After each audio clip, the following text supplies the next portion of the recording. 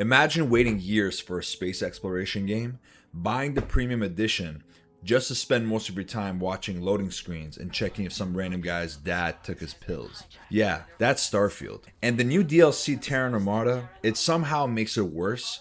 Now don't get me wrong, I really wanted to like this. I went into it hoping it would fix some of the base game's issues, but it just doubles down on them.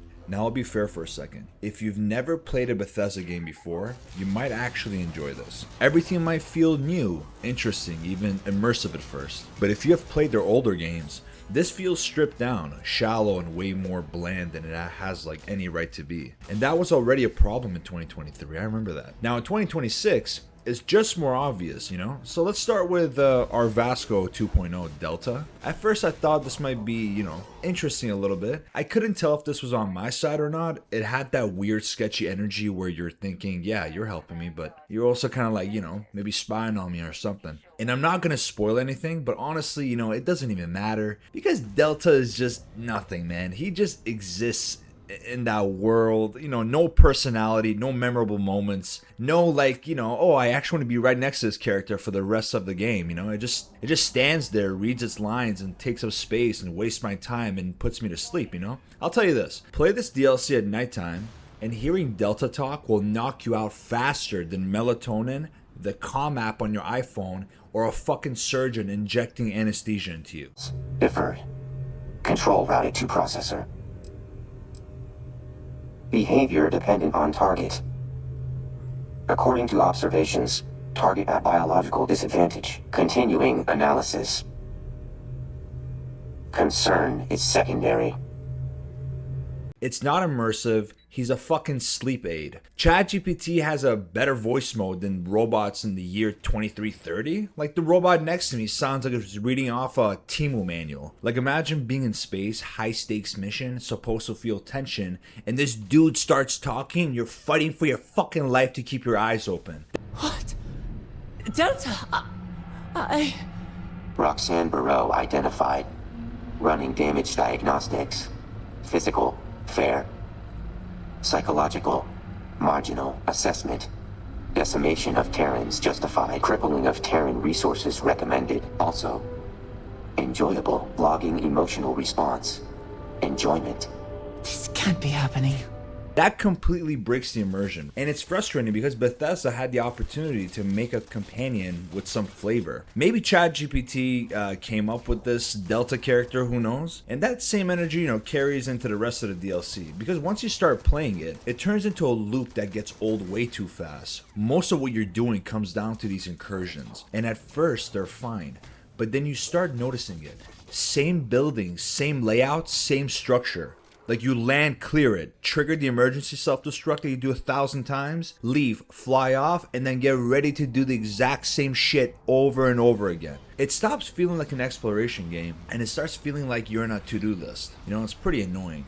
Like someone copy-pasted one outpost and just scattered it across the galaxy hoping you wouldn't notice. And you definitely notice it within the third incursion. Now I'll say this, the ship explosions after these missions are pretty satisfying. They look good, they feel good for a little while, but even that starts to wear thin when you keep seeing the same handful of animations, right? And I get it, not every game is gonna have endless variations, but when you're dealing with a game this big, seeing the same 2 or 3 outcomes over and over again makes everything feel smaller than it is. You have to pay for this crap, which is the exact opposite of what this game is supposed to do, right? So here's something new actually. They introduced a new resource called Xtech, and this is actually a solid addition. Instead of relying completely on luck for gear like in the base game, Xtech actually gives you some control. You earn it from tougher missions, bosses, and incursions, and use it to upgrade your weapons, armor, even your ship. The perk system is actually the best part, so instead of grinding endlessly hoping for something decent, you can re-roll and eventually pick what you want. It removes a lot of that frustration for some of the players. And some of the modifiers actually change how your weapons behave, not just the numbers. So for once, it feels like you're building something, not just, upgrading stats. It's simple, but it works, which honestly just highlights how underdeveloped the rest of the system feels, with this whole DLC. Because right after that, you get to the free lanes update, and yeah, it's pretty nice. It makes movement smoother, but let's be real. This is something that should have been there from the start. You're telling me that in a space exploration game, being able to actually travel between places is treated like a feature? That's not innovation, that's just catching up. So while it's appreciated,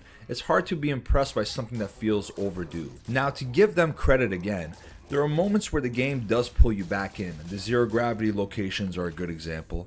They're not groundbreaking, but they do add something different. Moving through those areas actually feels like space for once, and visually, the game looks really good. There are moments where it genuinely stands out. Seeing planets from orbit, catching an eclipse when you're traveling, those moments land. The music really helps too. It's atmospheric during travel, and during space battles it comes in at the right time and adds a bit of intensity. Those parts are done very well. And that's what makes everything else more frustrating, because you can clearly see the potential here. It just doesn't show up consistently, and I get that it's really hard to do it consistently for sure for every game out there. But they really don't even try hard in this one at all. And it actually hits harder for me because I was genuinely excited for this game before it got released. I remember when my brother and I were counting down the days for that 3-day early access. We bought the premium edition on PC completely hyped, and for the first few hours it was actually great. The atmosphere pulled me in. The idea of exploring space felt pretty immersive in the beginning, even though looking back, yeah, the characters in that game weren't that strong, but the hype carried it. That anticipation makes you overlook a lot at the start until you step back and really think about it, because at some point you realize this game takes place in the year 2330, and I'm out here traveling across entire star systems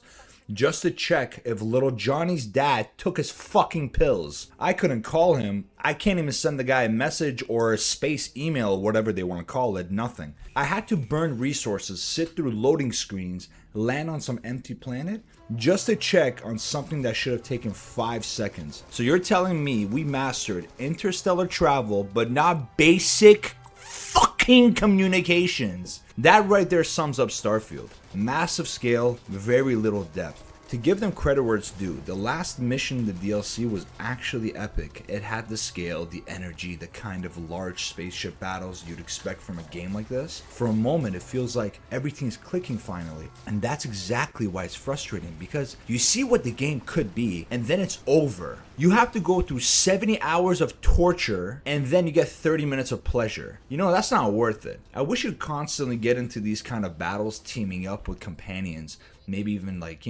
other coalitions or something to take on full enemy fleets. That would change the entire experience. If there's a mod or something in the creation menu that lets you do more of that, let me know in the comments, because that would actually be pretty sick. And just to be clear, this is my opinion. It's subjective, but at the same time, for most RPG players, especially longtime Bethesda fans, Starfield ends up feeling below average, and that is very disappointing, and that's where it hurts me the most. I still cry about it to this day.